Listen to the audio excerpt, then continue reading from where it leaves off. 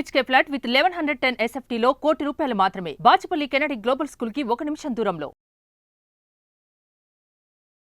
నమస్తే, welcome to Suman TV. నేను విష్ణు. ప్రస్తుతం మనతో పాటు QPFP qualified personal finance professional Chakravardhan గారు ఉన్నారు. వారితో మాట్లాడదాం. సార్ నమస్తే. సార్ చక్రవర్ధన్ గారు నమస్తే అండి. Sir welcome to Suman TV. Sir thank you.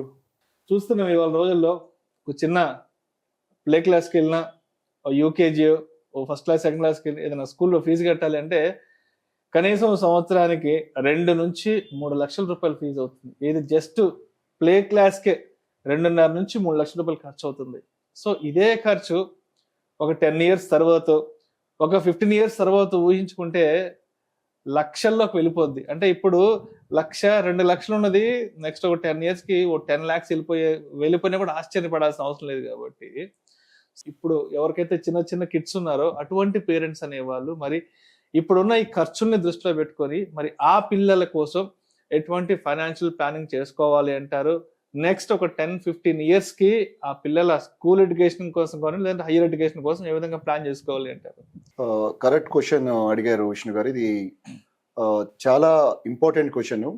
మనకి as per national centre for financial education అని ఒక సంస్థ ఉందండి. దాని సర్వే ప్రకారం మన ఇండియాలో అడల్ట్స్ లో 27%, టీనేజర్స్ లో 16.7% మాత్రమే బేసిక్ ఫైనాన్షియల్ ఎడ్యుకేషన్ ఉంది వాళ్ళకి. అంటే బేసిక్ ఫైనాన్షియల్ ఎడ్యుకేషన్ అంటే మీరు ఇప్పుడు చెప్పారు, అంటే 15 ఇయర్స్ తర్వాత ఒక ఎడ్యుకేషన్ కి ఇంత అమౌంట్ కావాలి అని రఫ్ గా మనం అనుకుంటున్నాం. అది ఎంత అమౌంట్ కావాలి అని అన్నది కంప్లీట్ మళ్ళీ ఫైనాన్షియల్ లిటరసీ వాళ్ళకి అర్థమవుతుంది. వీళ్ళకి బేసిక్ ఏంటంటే అట్లీస్ట్ 10 ఇయర్స్ తర్వాత మనం ప్లాన్ చేసుకోవాలి, 15 ఇయర్స్ తర్వాత మన కిడ్స్ కి ఏదైనా అమౌంట్ కావాలి అని. సో ఫైనాన్షియల్ లిటరసీయే తక్కువ ఉంది. వీళ్ళు చేసే ప్లాన్స్ ఎలా ఉంటాయంటే పిల్లలకి అంటే మాక్సిమం ఇన్సూరెన్స్ ప్లాన్స్ ఇలాంటి దాంట్లోనే పెట్టేస్తారు. సో ఇన్సూరెన్స్ ప్లాన్స్ లో మనకి మాక్సిమం వర్కౌట్ అయ్యే రిటర్న్స్ చూస్తే సపోజ్ ఎలా ఉంటాయంటే ఇన్సూరెన్స్ సేల్స్ కూడా ఇయర్లీ 50,000 పే చేయండి, మీకు 25 ఇయర్స్ కి 30 lakhs వస్తాయి అని చెప్తారు. 25 ఇయర్స్ కి 30 lakhs, నేను 25 ఇయర్స్ కి 50,000 పే చేస్తే నేను ఒక 12.5 lakhs పే చేస్తున్నా, నాకు 30 lakhs వస్తున్నాయి అని అనుకుంటారు. బట్ యాక్చువల్ గా ఈ 30 lakhs నాకు రిటర్న్ ఇయర్లీ నాకు ఎంత వర్కౌట్ అవుతుంది అని క్యాలిక్యులేషన్స్ చేసుకుంటే 6.3-6.4% వర్కౌట్ అవుతుంది. మరి మనం ఎడ్యుకేషన్ ఇన్ఫ్లేషన్ ఇక్కడ చెక్ చేయాలి. ఎడ్యుకేషన్ ఇన్ఫ్లేషన్ మనకి ఇయర్లీ 10-12% ఉందండి. అంటే ఎలా అంటే మీరు లాస్ట్ ఇయర్ సపోజ్ ఎవరైనా కిడ్స్ కి మీరు ట్యూషన్ కి పంపించి ఒక 2,000 పే చేసినా ఈ ఇయర్ వాళ్ళు 2,200 అడుగుతారు. సో 10% బై డిఫాల్ట్ ఉంది. మరి బుక్స్, వాళ్ళకి ప్రాజెక్ట్స్ అంటారు. ఇప్పుడు మనకి లైఫ్ స్టైల్ ని బట్టి అంటే స్కూల్స్ ని బట్టి మనం ఎలాంటి బ్రాండెడ్ వాటిలో వేస్తున్నామో దానికి తగ్గట్టే వాళ్ళు అలాంటి వర్క్స్, అలాంటి ప్రాజెక్ట్స్ ఇవ్వడం జరుగుతుంది. అంటే ఒక రకంగా చెప్పాలంటే మీరు స్కూల్ కి ఒక 2 lakhs ఫీజు కడితే ఇంకో 1 lakh యూనిఫామ్ కి, బుక్స్ కి, అదర్ యాక్టివిటీస్, ట్రాన్స్పోర్టేషన్ అవుతుంది. సో ఈ ఎడ్యుకేషన్ ఒకటి ఎత్తు అయితే మేజర్ గోల్ వీళ్ళకి కెరీర్ లైఫ్ లో సెటిల్ అవ్వాలంటే ఇంజనీరింగ్, డాక్టర్ చేయాలి. ఇప్పుడు ఈ ఎడ్యుకేషన్ సరిపోవట్లేదు, కంపల్సరీ మనం US వెళ్ళి MS చేయాలి, లేదా ఇంకేదన్నా ఇంకెక్కడ ఇప్పుడు AI అని రకరకాల రంగాల్లో కాంపిటీషన్ ఎక్కువ ఉంది. అంటే మనం అంత ఎడ్యుకేషన్ ఇచ్చినా వీళ్ళు సెటిల్ అవుతారా లేదా అన్నది డౌటే. సో ఇక్కడ ఎలా ప్లాన్ చేసుకోవాలంటే సపోజ్ మనం చూసుకుందాం 10 ఇయర్స్ తర్వాత లేదా 15 ఇయర్స్ తర్వాత, 20 ఇయర్స్ తర్వాత మనం ఎడ్యుకేషన్ ప్లాన్ చేయాలంటే ఇన్సూరెన్స్ ఇవన్నీ రాంగ్ ప్రొడక్ట్స్.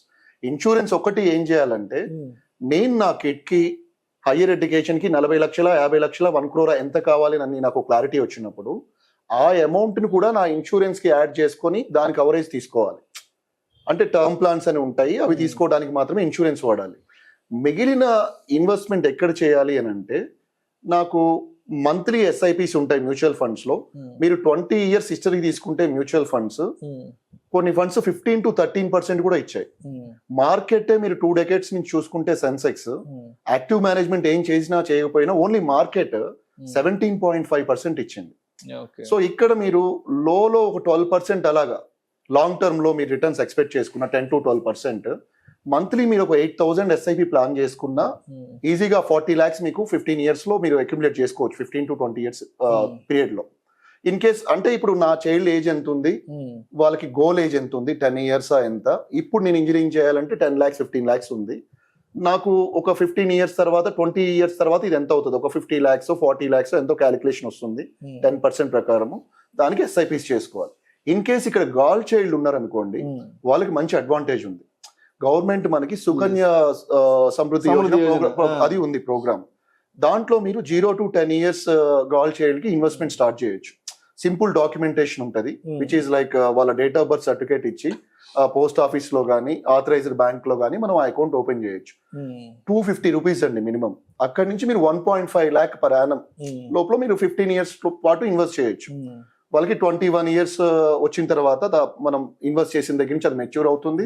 ఇన్ కేస్ 18 తర్వాత వాళ్ళ మ్యారేజ్ అయినప్పుడైనా అమౌంట్ మనం తీసుకోవచ్చు. సో దీంట్లో ఇంట్రెస్ట్ రేట్ మనకి ఇన్సూరెన్స్ కి వీటన్నిటికంటే కూడా బాగానే వస్తున్నాయి. 7 to 8% మనకి every year interest rate work out అవుతుంది. అండ్ దీన్ని ఎలా చేయొచ్చు అంటే ఈవెన్ దీంట్లో కూడా 1.5 ఇన్వెస్ట్ చేయమని కాదు, దిస్ ఈస్ గ్యారంటీడ్ వన్ గవర్నమెంట్ది. సో మీరు ఒక 10,000 per month ఇన్వెస్ట్మెంట్ అనుకున్నారంటే ఒక 5,000 ఇట్లాంటి ప్రొడక్ట్స్ లో, ఇంకో 5,000 మ్యూచువల్ ఫండ్స్ దాంట్లో వేయటం వల్ల మీకు మీ ఇన్వెస్ట్మెంట్ డైవర్సిఫై అవుతుంది. అండ్ రిటర్న్స్ వైజ్ గా కూడా మీరు ఇన్ఫ్లేషన్ ఫ్యూచర్ లో ఎలా ఉన్నా ఎడ్యుకేషన్ ఇన్ఫ్లేషన్ మీరు అనుకున్న గోల్ రీచ్ అవడానికి ఛాన్స్ ఉంది. విష్ణు గారు ఇప్పుడు చూస్తే దీనికి ఒక ఫార్ములా ఉందండి, 15-15-15 ఫార్ములా ఉంది, విచ్ ఈస్ ఇప్పుడు పిల్లలు ఎవరైనా కొత్తగా మ్యారేజ్ అయ్యారు, పిల్లలు ఇప్పుడు పుట్టారు, వాళ్ళ కోసం ప్లాన్ చేద్దాం అనుకుంటున్నారు, న్యూ బోర్న్ బేబీ. సో వాళ్ళకి ఏం చేయొచ్చు అంటే, సపోజ్ జనరల్ గా మనకి హైయర్ ఎడ్యుకేషన్ ఇది స్టార్ట్ అయ్యేది వాళ్ళకి 10th అది కంప్లీట్ అవుతుంది 15 years తర్వాత, ఇంటర్మీడియట్ 16-17 ఏజ్ నుంచి. కరెక్ట్. సో మనం 15-15-15 ఫార్ములాలో 15 years పాటు మంత్లీ 15,000 వీళ్ళకి ఎడ్యుకేషన్ పర్స్పెక్టివ్ లో మనం ఈ ఎస్ఐపిస్ లో ఇన్వెస్ట్ చేసుకుని 15% రిటర్న్ కనుక మనం ఎక్స్పెక్ట్ చేసి క్యాలిక్యులేట్ చేసినట్లయితే వాళ్ళకి 10th అయ్యే వరకు వాళ్ళు కోటీశ్వర్లు అవుతారు.